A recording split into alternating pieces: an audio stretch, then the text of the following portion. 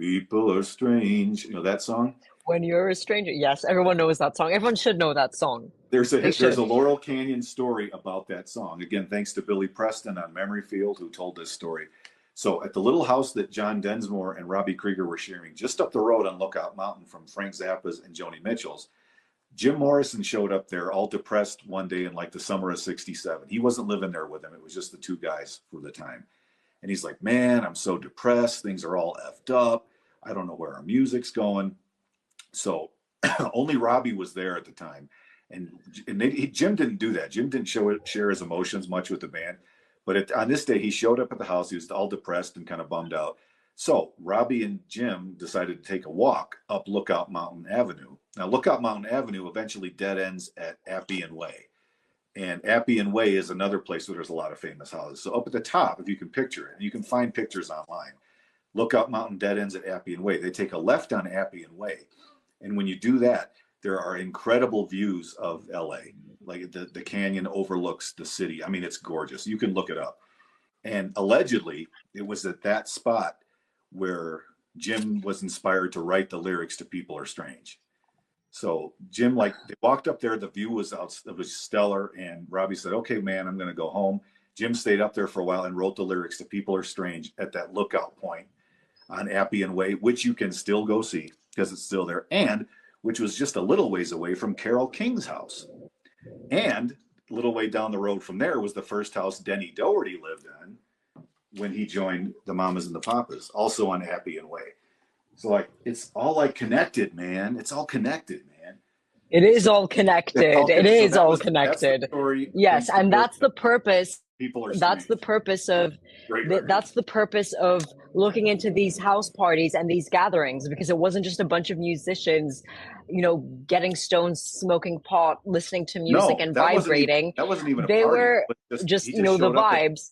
It was about showcasing each other's talents and actually coming up with creative stuff and new stuff. And it's really important to study these places, because I think most people have this misconception that musicians are just up all night at the Whiskey, at the Troubadour, wherever the hell, just drinking and getting drunk and partying and then going to bed to sleep. But no, Laurel Canyon is crucial, because these homes are where these musicians found peace and solitude, and this is where they could create. So they weren't necessarily creating through these house parties, but this is how they were networking, meeting with each other, then setting up a time to compose music.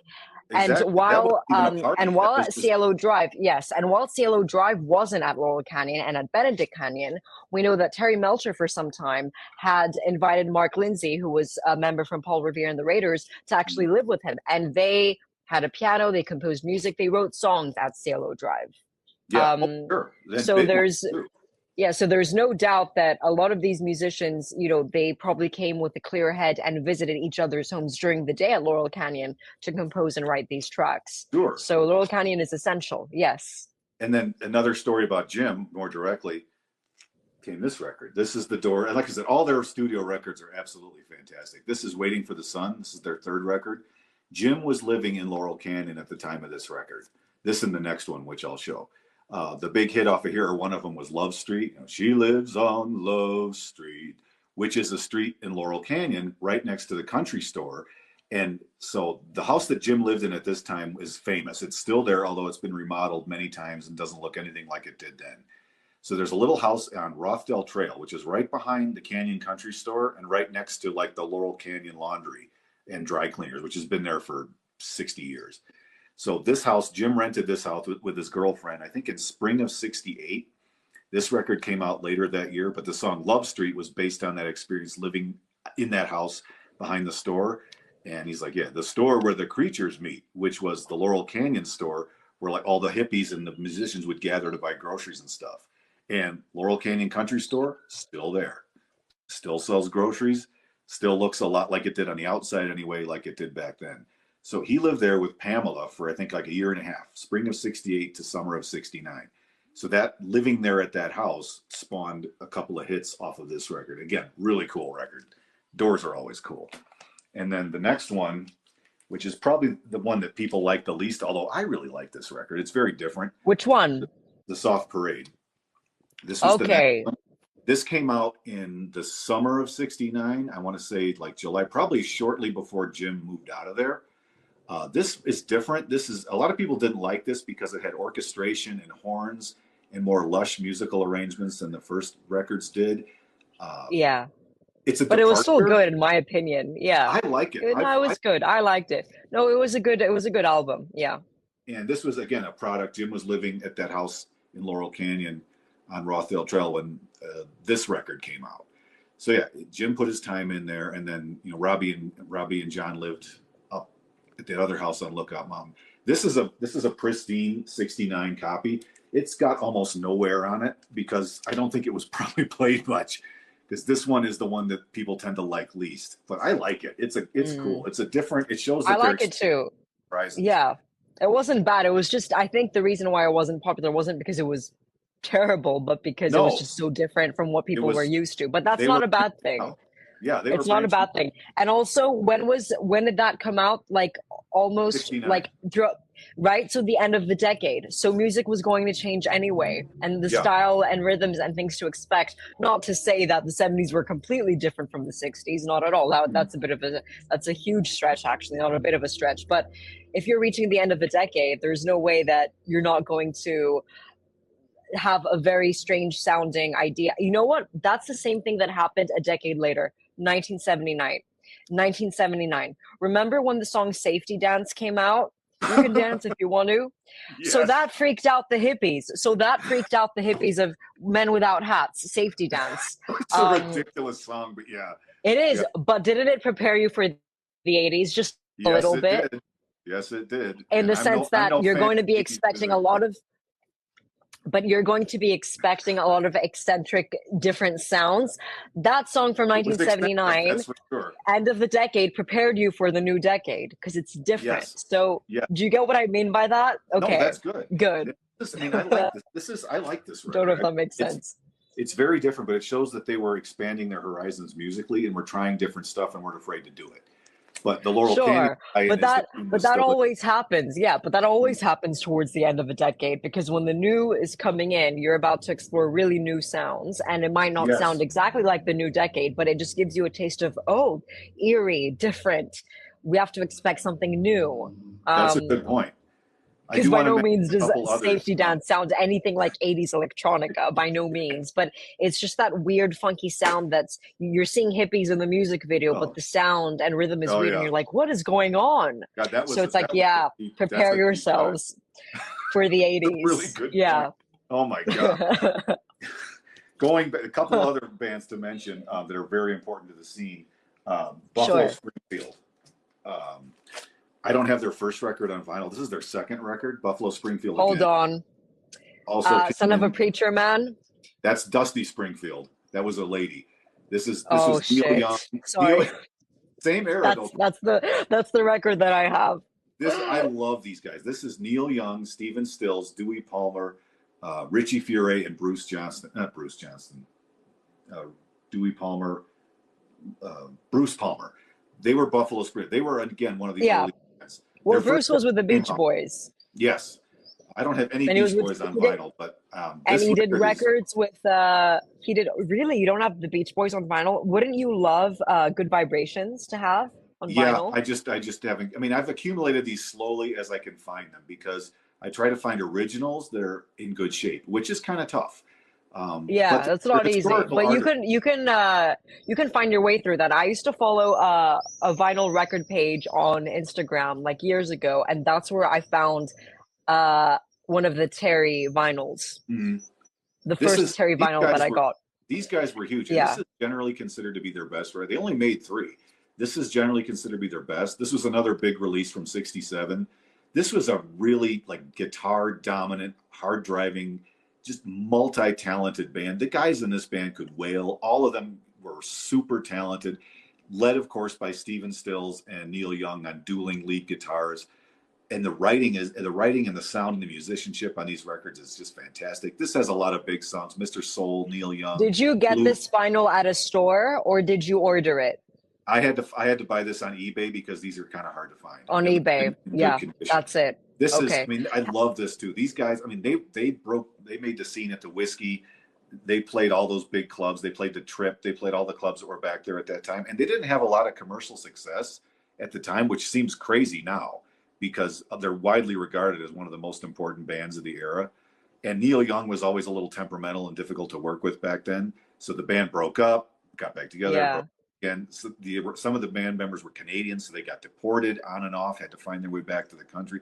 But these, if you want a record that like sounds like the 60s in the Canyon, Buffalo Springfield's records are Yeah. like, this is, I think, their best. And let me ask you something. When you find them on eBay, they tend to be more expensive, right? They tend to be more pricey. It depends on who you're looking for. So certain Right. records are always going to be more expensive. It's kind of like collecting wine. So certain records, Sure. Beatles records, Stones records, are good condition, will always fetch high prices. It depends on what's in vogue at the moment. None of these are rare. These aren't really rare records, so they're not necessarily hard to find, but they're hard to find in good condition. I wanted to find them so that they could be played. And that's kind of the tricky part. I wanted to find them so that I could actually show them and then actually play them. Yeah. So yeah, it's been a quest to try to find them. So I get them here and there as I can find them. Sometimes Because you know what's interesting is that for the first Terry record that I found, which I found thankfully to a vinyl page on Instagram, and I ordered it from them. When it came, I was so happy when it came. It wasn't the one that you gifted me one year. It was the one where he's like playing chess. No, he's playing cards. He's playing poker or something. Royal Flush or whatever it was. Royal Flush, yes. Yeah. This cover.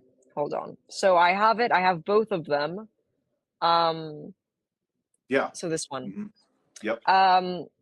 And it was either $5.99 or $7.99. And when I got that copy, I was like, this vinyl is going to be worth so much once I put this series out. That I was like $5.99, $7.99. This music producer is worth so much more than just this. And whilst I know that it's not a very popular album or at all really, it goes back to being, and there weren't a lot. Yes, but it goes back to the irony of creating legacy and creating so many names in the music industry and not being recognized for your work. So I'm going to make it my mission to make that vinyl copy, worth a lot. And I don't know if the series is a hit, but if it is, I'm pretty sure people will like to buy this vinyl off of me. I'll make save it, man. It's historically important. But yeah, no, of course I'm going to save it. Of course I'm going to save it, but I'm going to make it worth so much that people will go and listen to his music. I'll make it worth much more than $7.99 or $5.99. So I just got a pop-up from the recording. I just realized this right now, or maybe I'm realizing because the one popped up as in 1 hour. So I'm giving you the rest of time. The connection got better in the last few minutes, as from what I can see. So I'm just going to let you do anything you want, talk more, wrap up, just give you time, just letting you know we're reaching 1 hour. Okay, no, that's good. See, I told you this is not hard to do. But chime in. I don't want to just talk all by myself, but I'm going to show a few more records. This was Buffalo Springfield's last record, last time around. Awesome album. It's cool. it's really cool looking. The artwork is super on it. There's a few good tunes on here. Richie Furay does a lot of singing on this. I like this record too. This is usually dismissed as not that good because the band had broken up by the time this came out. But again, their stuff is fantastic. I mean, and I like this record too. And they were hugely important to Laurel Canyon. And it wasn't just native U.S. people. The Beatles spent time there. There were certain U.S. or European acts that loved Laurel Canyon, particularly this guy, Eric Burdon and the Animals. Eric Burdon, they were an English band. Trippy. Yeah, this is a cool record. This is The Twain Shall Meet. This was, I think, 68. Cool record. Psychedelic. But Eric Burdon here, he lived in Laurel Canyon for a long time, and he loved the canyon. So it wasn't just U.S.-based acts that lived there. He spent a lot of time here, played the Sunset Strip, played the clubs. He was a big fan of the clubs in the Laurel Canyon scene. This is a really cool record if you can find it. Trippy, English band, Eric Burdon. And also this one, John Mayall. This is his love letter to Laurel Canyon. This is Blues from Laurel Canyon. I think that's a beautiful cover. It's That's a this beautiful is also cover. 68. John Mayall played with Eric Clapton and the Blues Breakers. Really amazing guitarist. And all the songs on here were written when he was living in Laurel Canyon. And he lived there for a long time too. He fell in love with the canyon as an Englishman and wrote this record as kind of his ode to the canyon. It's bluesy, it's got a lot of groovy, funky songs on it, but they're all related to Laurel Canyon. So it's a cool record, really cool record. And he actually lived in a house that burned down in the 70s, and he loved it so much that he rebuilt it or bought another house there. So you can find that one. Yeah, it's really trippy. This is Laurel Canyon, Blues from Laurel Canyon, John Mayall. Like that record too. And then you mentioned, so we have to talk about the big ones. When people think Laurel Canyon, they usually think of, okay, like Joni Mitchell, The Doors, and these guys. How can you not, right? The first Crosby, Stills, and Nash record, there's not much that needs to be said about it because this is a classic. Greetings from LA. That is a picture of LA in the 70s with all the smog. This is like Tim Buckley was an LA Canyon or a Laurel Canyon guy. Put up on his first couple records in the late 60s. Didn't get a lot of mainstream attention. His son Jeff Buckley got more later on. This is a funky, jazzy, like really cool record. It's just the sound of LA in the early 70s. If you can find this, this is really cool. Just a bonus one to throw in there. Greetings from LA, Tim Buckley. And to wrap up, I'm just going to show quickly a couple of books and a couple Sure. Yeah. a couple physical media things. There's a lot of movies and documentaries on Laurel Canyon. One of the best, as I said, was The Memory Field on YouTube, Rock Essentials with Tim. Also, Laurel Canyon, A Place in Time. I think it was on the Epic streaming network. If you can still find it, that's a great one to watch. And then a couple physical copies I have here. So this is Echo in the Canyon. This is Jacob Dylan's project from 2019. This is a combination like historical record and live concert of him and modern musicians playing songs and hits from the 60s. So it's like Jacob Dylan's love letter to Laurel Canyon. There's interviews on here with a lot of the prominent musicians. This is really cool. If you can find it, watch it. It's very well done. And then this is going to make Tina cringe, but David Crosby, Remember My Name. Wow. Yeah, this is worth watching because it's mostly the story of David's life, but there's a lot of history in here about the Byrds, Crosby, Stills, and Nash, the evolution of the music scene in the Canyon, Woodstock, that whole thing. If you can find it, you can still stream it. Cameron Crowe directed it. Great movie. And then just a couple of, I don't want to go too long. I think we're still okay. Some of us won't be watching. Oh no, it's good. It's good. You would. I like don't it think if you I'll be watched. watching that. I don't think I'll be watching that. Couple of books just to wrap up. I mentioned this one. This is Canyon of Dreams. I mentioned this in a previous video by Harvey Kubernik. Long out of print, very expensive if you can find it. I got lucky and found this copy pretty cheap. This is a picture book, has a lot of great photos of Laurel Canyon and stories. If you were just going to get one book, if you can find this is the one to get, but it's long out of print. It's like came out in 2009. But this is everything about everything in Laurel Canyon from the 60s up into the modern era. So if you can find it and you're interested, this is a great book to get. Also, this is the story of the LA's legendary rock and roll neighborhood by David Walker, I think is his name. Yeah, he was a writer who lived cover. Yeah. Trippy.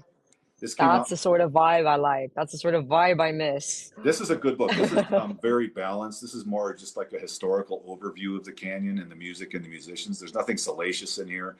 It really just kind of tells the story from an academic point of view. There's some cool pictures and things in here. This is still available. This sold pretty well back then.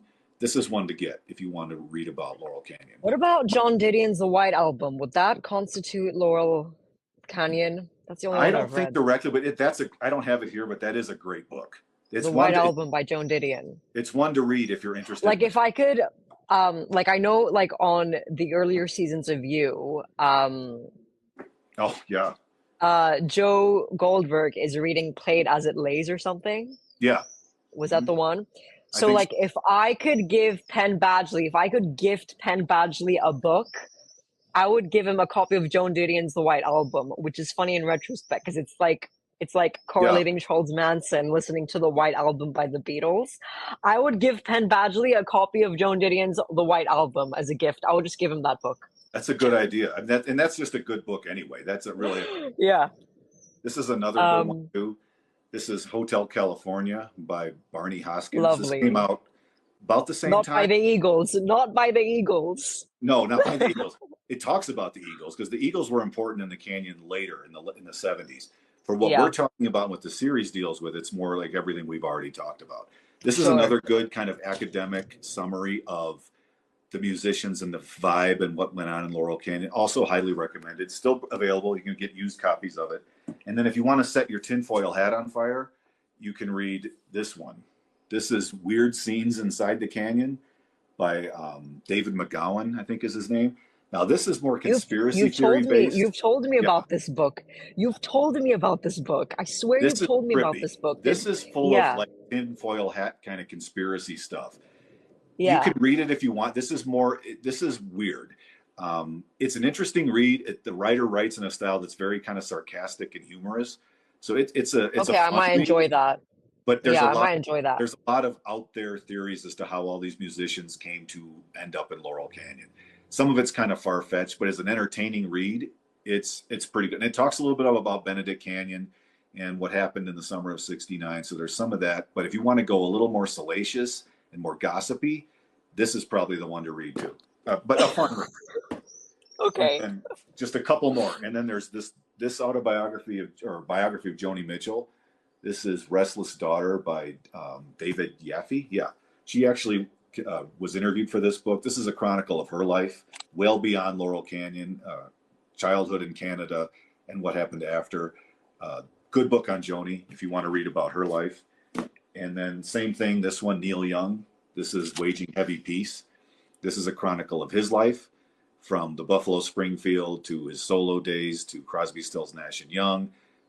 Just a really interesting book. He wrote this all himself. It's a really good take on his life. A lot of insights here. It's a fun book to read. Neil Young.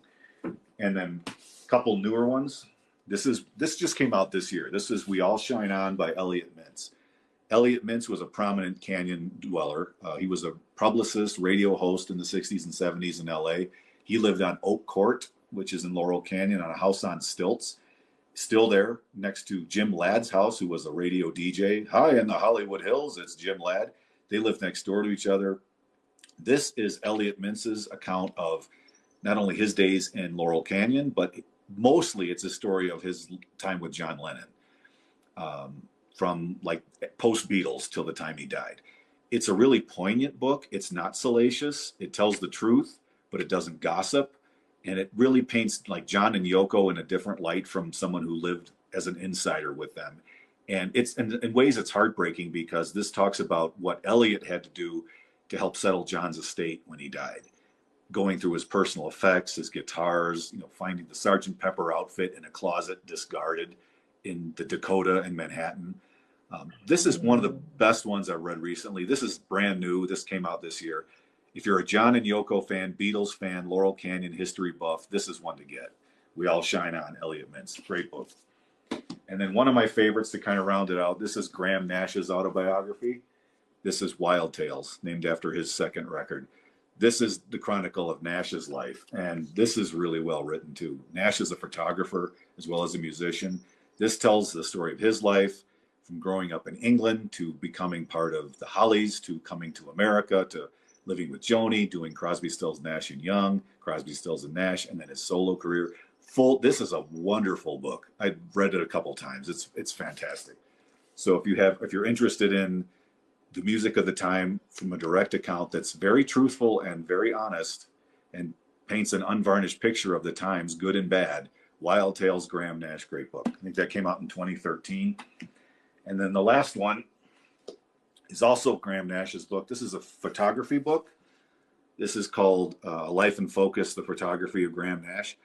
Graham has taken pictures his whole life as kind of an amateur / professional photographer. This is full of pictures that he's taken over the years. And there's a lot of like really cool pictures in here of people from Laurel Canyon. Like there's one of Cass right there. I don't know if you can see that. Cass Elliot. Just a wonderful photography book of pictures from the 60s up until the modern age. There's a bunch of Stephen Stills. just kind of taken casually. This is only a few years old. This came out just a few years ago. So if you're a fan of coffee table books and photography from the 60s, 70s, and 80s and music history, this is really cool because Graham Nash is a very accomplished photographer. So there we go. There's all the media. So I think we did well, and there's a lot to talk about. We went pretty long. One more band to mention. I don't have anything of theirs on vinyl, but this is Love. This is Forever Changes. This is Arthur Lee in Love. This was another big release from the 60s, 1967. This is a gorgeous, gorgeous record. I don't have this on vinyl, but this is generally considered to be one of the best records of the 60s. Beautiful arrangements, lush guitar work, acoustic, great songs, intricate writing. Arthur Lee in Love.